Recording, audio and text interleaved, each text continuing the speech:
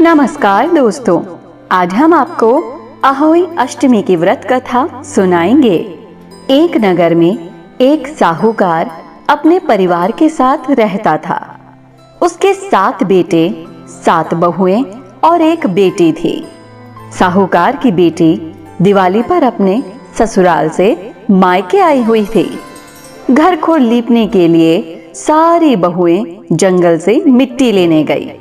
साहूकार की बेटी भी अपनी भाभियों के साथ चल पड़ी। साहूकार की बेटी जहां मिट्टी खोद रही थी, उस स्थान पर स्याहू अपने बच्चों के साथ रहती थी। मिट्टी खोदते हुए गलती से साहूकार की बेटी की खुरपी की चोट से स्याहू का एक बच्चा मर गया। इस पर क्रोधित होकर स्याहू ने कहा कि मैं तुम्हारी कोख बांध दूंगी। स्याहू का वचन सुनकर साहूकार की बेटी अपनी भाभियों से एक एक कर विनती करने लगी कि वो उसके बदले अपनी कोख बंधवा ले। सबसे छोटी भाभी अपनी ननद के बदले अपनी कोख बंधवाने के लिए तैयार हो गई। उसके बाद छोटी भाभी के जो भी बच्चे होते वो 7 दिन बाद मर जाते। 7 पुत्रों की इस प्रकार मृत्यु होने के बाद उसने पंडित को बुलाकर इसका उपाय पूछा। पंडित ने सुरही गाय की सेवा करने की सलाह दी।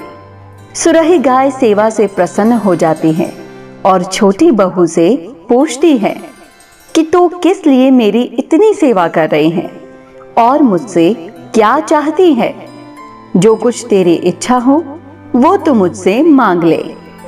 साहूकार की बहू ने कहा, स्याहू माता ने मेरी कोख बांधी है जिससे मेरे बच्चे जीवित नहीं रहते। अगर आप स्याहू माता से मेरी कोख खुलवा दें तो मैं आपका उपकार मानूंगी। गाय माता ने उसकी बात मान ली और उसे लेकर स्याहू माता के पास चल पड़े। रास्ते में थक जाने पर दोनों आराम करने बैठ गए। अचानक साहूकार की छोटी बहू की नजर एक और पड़ी। वहां उसने देखा कि एक सांप गरुड़ पंखनी के बच्चों को डसने जा रहा है। उसने उन बच्चों को बचाने के लिए उस सांप को मार डाला। थोड़ी देर बाद गरुड़ पंखनी वहां आ जाती है और खून बिखरा हुआ देखकर उसे लगता है कि छोटी बहू ने उसके बच्चों को मार दिया है। इस पर वो छोटी बहू को चोंच मारना शुरू कर देती है। छोटी बहू कहती है, मैंने तुम्हारे बच्चों की जान बचाई है। गरुड़ पंखनी ये सुनकर बहुत खुश होती है और वो छोटी बहू से कहती है कि वो किस प्रकार उसकी मदद कर सकती हैं। छोटी बहू कहती है कि वो उसे स्याहू माता तक पहुंचा दे। गरुड़ पंख ने सुरही गाय और छोटी बहू को अपनी पीठ पर बिठाकर 7 समुंदर पार स्याहू माता के पास पहुंचा दिया। स्याहू माता सुरही गाय को देखकर बोलती है कि बहन, तुम तो बहुत दिनों में आई हो। और फिर उनसे कहती है कि मेरे सिर में बहुत जुएं पड़ गई हैं। तब साहूकार की बहू उनकी जुएं निकाल देती हैं, जिससे स्याहू माता खुश हो जाती हैं और उसे आशीर्वाद देती हैं कि तेरे 7 बेटे और 7 बहुएं हो। छोटी बहू बोलती है, मेरे तो एक भी बेटा नहीं है, 7 कैसे होंगे। स्याहू माता पूछती है, क्या बात है। तब बहू बोली कि आप वचन दो तब मैं बताऊं क्या हुआ।